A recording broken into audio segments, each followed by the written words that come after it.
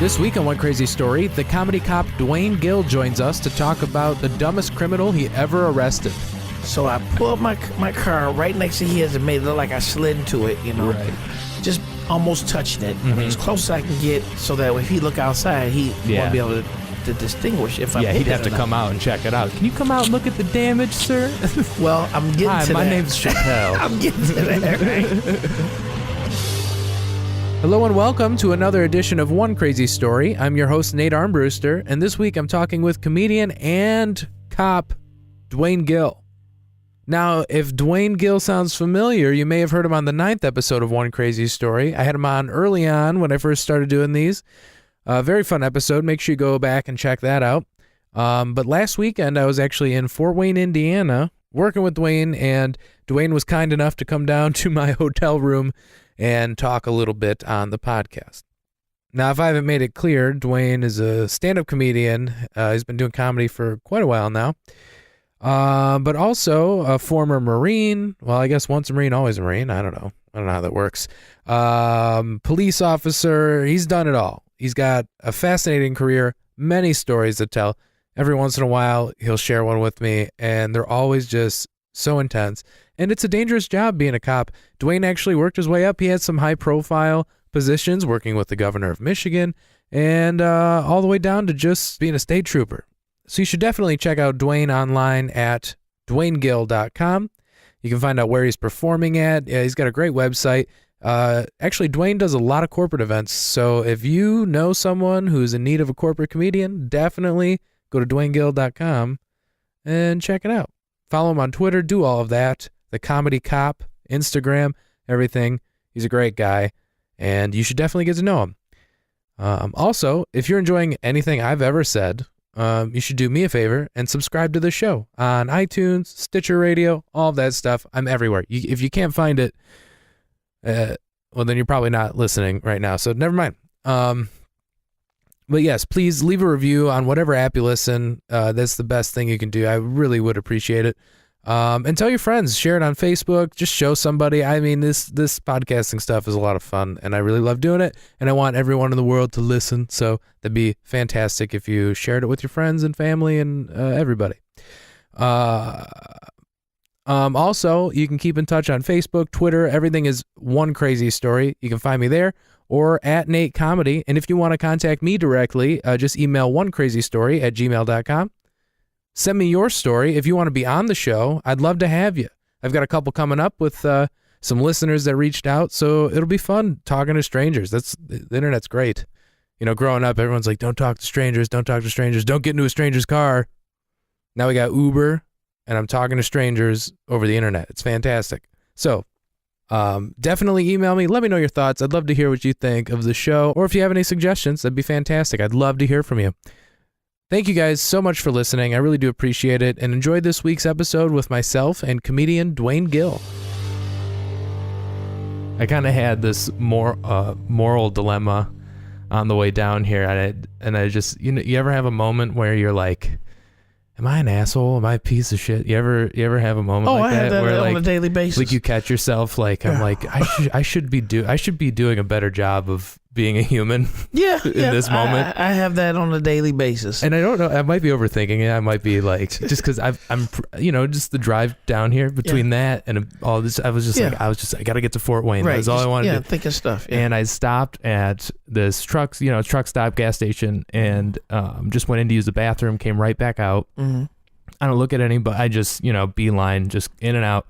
And I parked next to this car where there was this a man and a woman with like a 4-year-old daughter who just wouldn't get in the car, and she's just screaming, I mean, God knows, she might have been, I hope she wasn't getting kidnapped or some shit. But I was just, you're just kind of, I'm standing out of the way because they're in my way, but I'm not going to tell them to move. I'm just going to wait until they get their daughter in the car. But I'm just kind of standing there, and they notice me, and they go, oh, we'll let you back out because this is going to be a minute. And I go, oh, that's, just whatever. And then I get in the car, back out, and I look, and the guy, literally from the moment he told me that, he's running across the parking lot to help this guy who fell out of his wheelchair. Like, he went over the curb. Oh. Like he was coming out, but I didn't even see him. So I feel like to everybody around, they just saw this guy go, oh, sorry, yeah, just I'll get out of here. I'll get out of your way. And I just like bailed on this. And I'm like, But I was like, what do I do? Go back? Do I stop the car, go back, get out, just to help? I mean, somebody was helping him, so I just kind of went like, I don't know what I'm. In those kind of situations, you got to pretend like you got to make like an effort, like and then come, then get out. Are you good? Yeah, oh, okay. Yeah. But it's so because like two people, I didn't even notice. It was true. Like I just didn't notice him, but everybody else was probably like, what an asshole. He just got in his car and left. But I'm like, there's two people that rushed over. Yeah, one of them was the guy I talked to, and the other one was just a guy at the pump that ran across and noticed because he was in like a motorized scooter. Oh, yeah, one of those, so like, he came out either too fast or something and fell right forward out. Oh, I know, man. and it sucked, and the guy was old, and it just looked awful. Oh, but I'm like, was the flag still up? No. Because you know the power chick, they got the little flag. Yeah, it was hanging off. It was flapping in there. Dude, see, I told you I'm a horrible person. I felt so bad. I was like, man, but I'm like, what am I gonna do? Go back? There's two people there. If they can't handle it, I felt like such a dick for a second. That's okay. I felt really bad. I was like, well, I gotta get the Fort Wayne and do these. Comics are mostly dicks anyway. I felt so bad. I was like, I didn't mean to not notice him. I just was in a hurry, and I mean, he was okay. I left him with other people helping him. He was back up, and the flag was flying. Yeah, they got him back. It was at half mast for a moment. They put it up back to full mast. Oh, you stupid. Oh yeah, I just I don't know. I was thinking about that for the last hour. Well, like, I appreciate should I have helped? Thank you. What did I do wrong? Did I do that right? This guy is he's like, you made it. It's okay. Yeah, anyway. So thank you for coming back on the podcast, by the way. I appreciate it. Yep, no problem. Even though I kind of sprung it on you. Yeah, at the last minute. Yeah. Because last time we did it, we was in Milwaukee. Yeah, we were in Milwaukee. That was a couple years ago. Yeah, that was a few years ago. You were with my 10th episode. Yeah.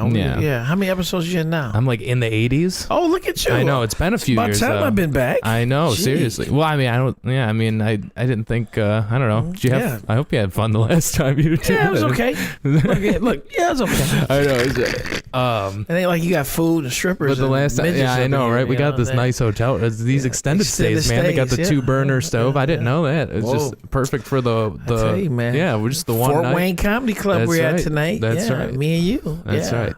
The last time though we talked, we were in Milwaukee, and we talked about your old undercover days. Yeah. Back in the you were just a cop. You're just a cop. Or what's still, the? I'm a cop and a comedian. I'm still doing both jobs till I retire in 4.5 years. Not that anybody's counting. Mm-hmm. you got the countdown on your phone. Yeah. But I think we talked about the time when somebody was smoking. I was undercover. Somebody was smoking crack in the car, and one of my suspects.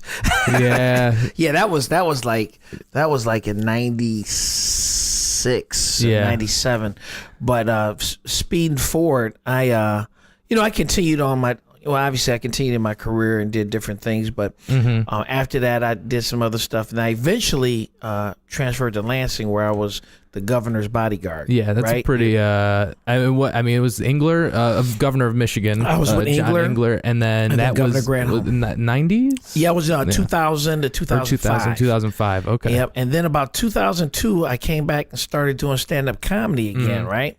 And I started doing stand-up comedy. I did my first open mic was September 11th, 2002. Are you serious? Swear to God. Wow. September 11th, 2002. You didn't want to wait a day? Yeah, I wanted to make it memorable. You know? Yeah. When did Dwayne Gill start doing stand-up comedy? You'll never forget. Yeah. September 11th, 2002. Wow, I did it at the Comedy Castle. I didn't realize something else horrible happened on the anniversary. Yeah, something else horrible. I started doing comedy. Yeah.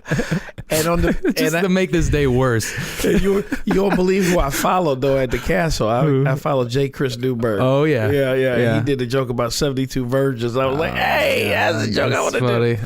But anyway, I started doing it again, and I just kept doing it, and that was 2002, and then around 2004, while I was still on the governor's detail, I was doing comedy here and there. Governor Granholm and her husband, he didn't like the fact that I was doing stand-up comedy, and he had me removed from detail. What do you think the thought behind that is? Just conflict? You don't want somebody out there in the embarrassment. Who knows? I could do something you could stupid. But I'm not. I was PR shit or whatever. Yeah, I hear you. But he had me kicked off. Yeah. And, so when I got kicked off, they wanted me to still land softly, okay, you know, in a pretty decent job. Yeah, well, I mean, so it wasn't like they're just like, I don't know, if you're going to do that, then we're going to have to just move you. Exactly. Different job, yeah. Yep, they moved me. And so I got moved to this thing called the Fugitive team. Mm-hmm. And what a Fugitive team is, it's made up of a bunch of guys who wear plain clothes. They got unmarked cars, and all they do is go after the worst of the worst.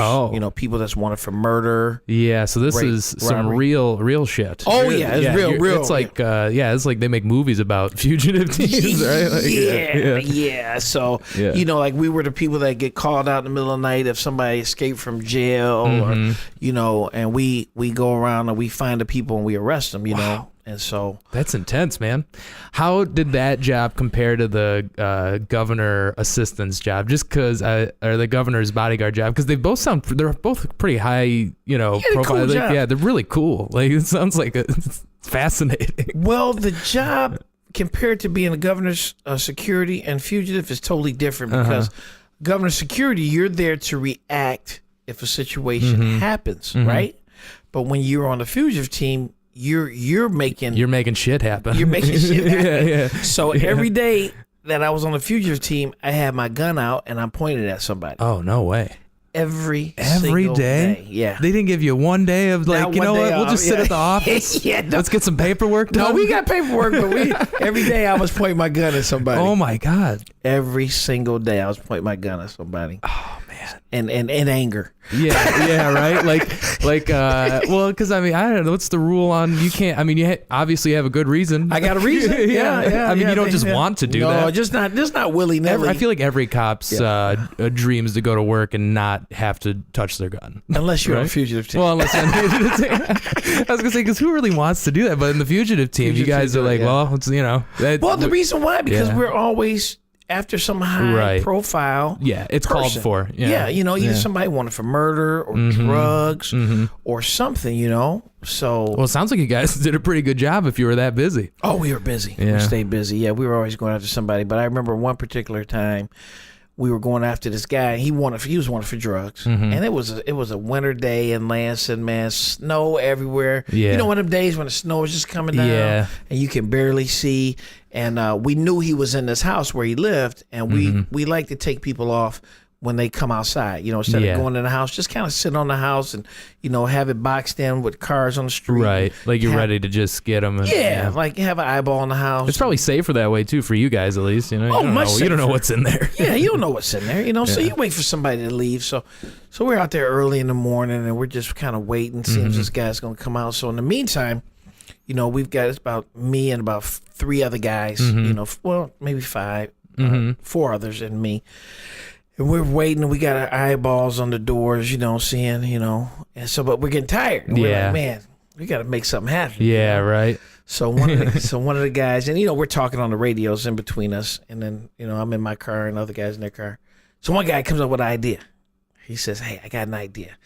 And everybody on the team's got code names. Okay. You know, like one guy's code name is Guns because he likes guns. Right, go figure. One guy. I love it. That's a code name. I feel like that gives it away. Yeah. His code name is Guns. Another guy, he used to play professional baseball. His code name was Slinger because he was a pitcher, right? Then another guy, his code name was Game Boy, and I don't know how he got that. Oh, he used to play football for Western. Oh, yeah? So he's called him Game Boy. Okay. And then my code name was Chappelle.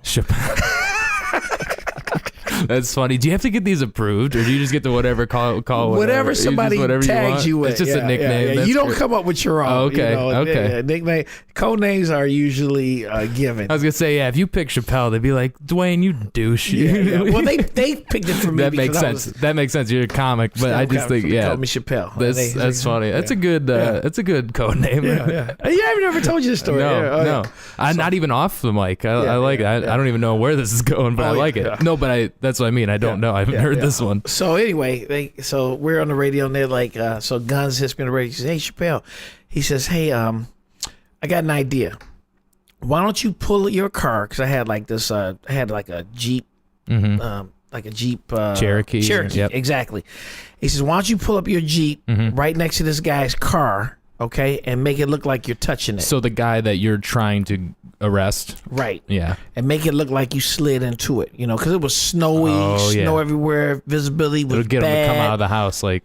So I pulled my car up next to him. Then he said, "Then go up to the door and tell him you ran into his car." Right? Oh man. And you need to come out and look at the damage. Dude, I've never ever been a cop, never will be. But the thought of this I don't know, man. It sounds intense. Are you pumped? Are you pumped? Like, it was a great idea. Right? It's what you call a ruse. Yeah. Okay. All right. So I was like, cool, that's a great idea, right? So I pulled my car right next to his and made it look like I slid into it, Right. Just almost touching it. I mean, as close as I can get so that if he look outside, he won't be able to distinguish if I'm he'd have to come out and check it out. Can you come out and look at the damage, sir? Well, I'm getting to that. Hi, my name's Chappelle. I'm getting to that, right? So snow everywhere, cold, so I walk up to the door and I'm wearing this thing called a mitter where my team could hear me talk. Okay. And so I walk up to the door and I'm banging on the door. I said, hey man, hey. I said, man, I think I ran into your car. He said, what? I said, man, I slid into your car, man. Can you come outside and check it out, man? And just don't call the police, man. I'll pay you the money, man. Just please don't call the police, man. I ain't got no insurance, man. He said, you hit my car? I said, yeah, man. I'm sorry, man. I figured it was your car. But please don't call the police, right? Yeah. And he's like, all right, I'll be out in a second.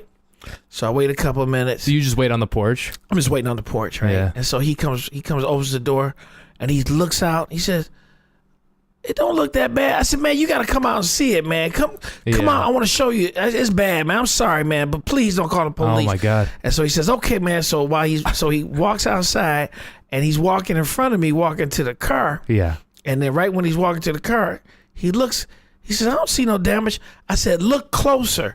And then when he bent over to look closer, I grabbed him. I was like, state police, you under arrest. Oh, shit. And then the rest of the team came in and we grabbed him and we threw him in handcuffs. And he was like, wait. And he started fighting a little bit, but then we got him under arrest. Oh, my God. So we're giving high fives and stuff. Oh, like, dude, God. It worked. That was sweet.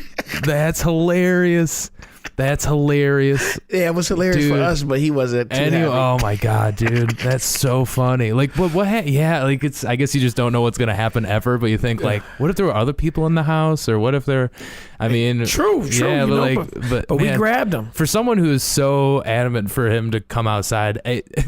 Especially if I'm a criminal, I'm like, I'm not going out. And I'm not walking in front of you either. Yeah. Well, he's stupid. Yeah, no, clearly. But he did it, and then we arrested him, and so then we had to take him to jail. So I had him handcuffed behind his back, and I put him in the front seat of my Cherokee. Oh, so you drive him? They drive to jail. Did you want to? Yeah. Just to fuck with him? Because you're just like, hey, man, right. I didn't really hit your car. What was that conversation like? That's what I'll tell you. So I put him in, I buckle him up, and he's sitting over there, and he's like, man, who the fuck are y'all, man? That's some bullshit. I said, yeah, it is some bullshit, dog. It is. The truth is, we the Michigan State Police Fugitive team, That's so great. You going to jail. But you got to admit, that was good though, wasn't it? Oh shit! What did he say? He was mad. Man, fuck you, man. That's fuck you. So great. Fuck you. That is so great. So I had to drive him to jail, and I laughing all the way. Oh man, he was not a happy camper. No man, that's so fun. Yeah, that's like that's probably the best arrest ever too. At least you didn't have to use your gun that day. Yeah, I didn't take it out. I have taken it out that day. Just grabbed him. Look closer. Look closer. And he looked closer. Boom. Grabbed him. It's so funny. Yeah, oh my God. Yeah. So crazy times like that, but that's fun stuff, and that's for the young guys. I mean, I did that was Scotty. That was 2005. So what we talking there, like 13 years ago or something? Yeah. But nowadays I like what I do. I mean, I work I'm a cubicle. I'm an old man now on the job, so I like coming out here and doing the comedy stuff. That's a good gig, man. You gotta take it. That's you won. That's it right there. You know, done. You made it through that long to, now you're just like, I'm just going to live it up. I'm going to go to Fort Wayne and tell some jokes. Fort Wayne, tell some jokes. And be like, hey, man, look closer. Boom, you know the rest. Dude, anything coming up for you wanna plug? Anything you want? Like, you got social media? What are you doing? What's up? I'm on Instagram at The Comedy Cop. I'm on Twitter at Dwayne Gill. Cool. Dwayne L. Gill, Twitter, Facebook.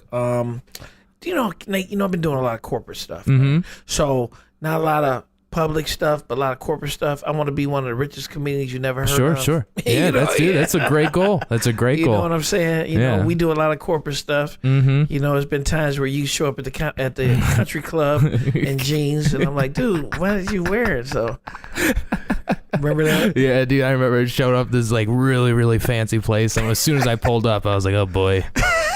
Oh boy, no one gave me the memo. Yeah, nobody gave you the memo. But it's cool. Yeah, it was. It was a fun show. Actually, that was a really good. That show. was the one you got the lawnmower joke. Yeah, with the tattoo. That's right. I'll never forget it. Yeah, one of the. Yeah, that was. But yeah, so you're doing a lot of corporate. So I guess there you go. If anybody listening is looking for a solid corporate show, hit up Dwayne Gill. Yeah, definitely DwayneGill.com for all of that. You can contact him there.